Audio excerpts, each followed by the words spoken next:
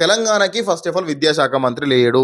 సరే విద్యాశాఖ మంత్రిలాగా యాక్ట్ చేస్తున్నటువంటి సీఎం రేవంత్ రెడ్డి గారికి ఒక చిన్న విన్నపం ఏంటంటే, రీసెంట్‌గా రేవంత్ రెడ్డి గారు చెప్పినటువంటి ఒక మాట ఏంటంటే, 27,000 స్కూల్స్‌ని గవర్నమెంట్ స్కూల్స్‌ని కాస్త 4,000 స్కూల్స్‌కి కుదిస్తా ఉన్నాం అని చెప్పడం జరిగింది. రీజన్స్ ఏంటంటే, అన్ని స్కూల్స్ అవసరం లేదు.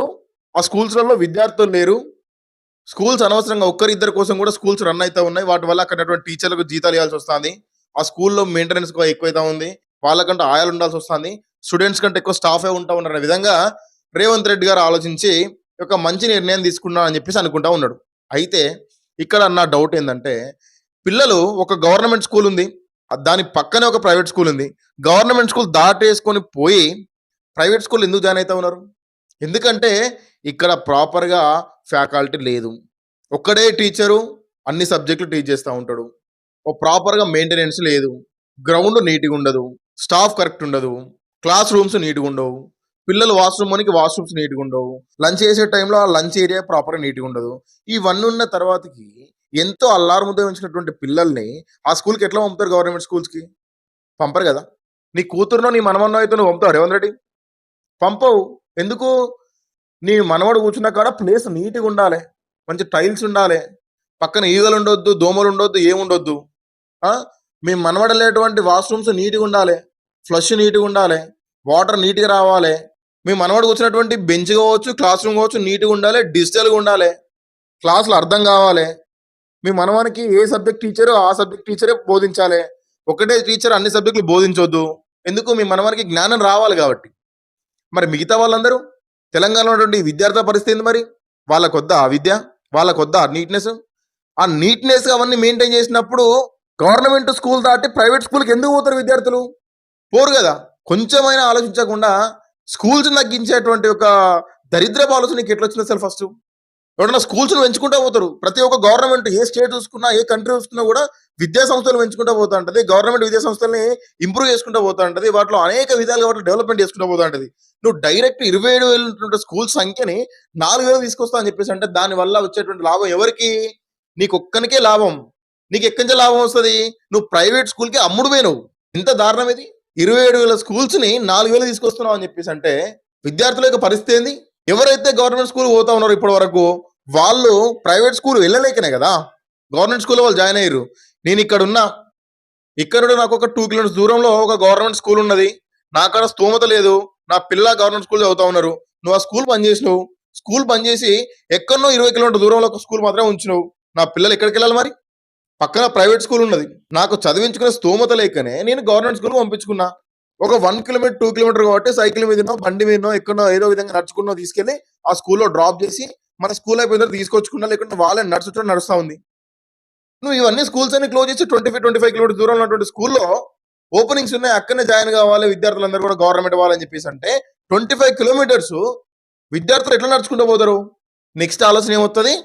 అంత దూరం ఏం వెళ్తాడు? నా కొడుకు నడుచుకుంటూ పోతాడా? నా బిడ్డ నడుచుకుంటూ పోతదా? అంత చిన్న పాప ఆడదాకా పోలేదు. అట్లా అని చెప్పేసి మనం దింపొద్దాం అని చెప్పేసి అంటే డైలీ మనకి ఇబ్బంది అవుతది. ఆ పోనీకి రానికి మనకి దానికే పెట్రోల్‌కే మనకేందంట ఫ్యూయల్‌కే ఎక్కువ డబ్బులొడుస్తాయి. మనకంత స్తోమత లేదు.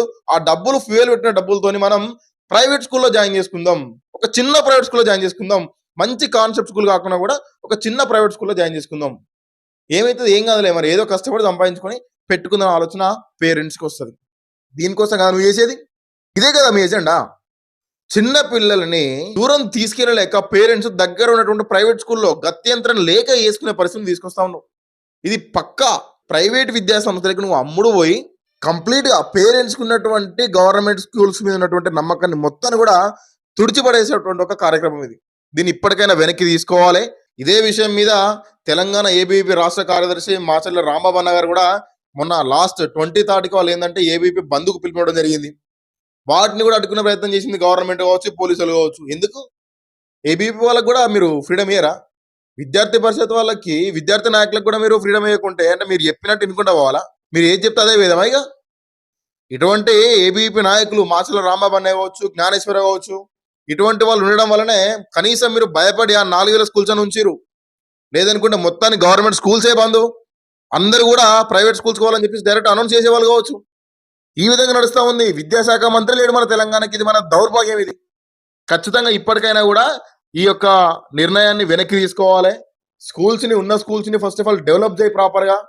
ప్రైవేట్ స్కూల్ తగ్గి, ప్రైవేట్ స్కూల్ తగ్గిస్తే ఆటోమేటిక్ గవర్నమెంట్ స్కూల్స్ వస్తారు కదా.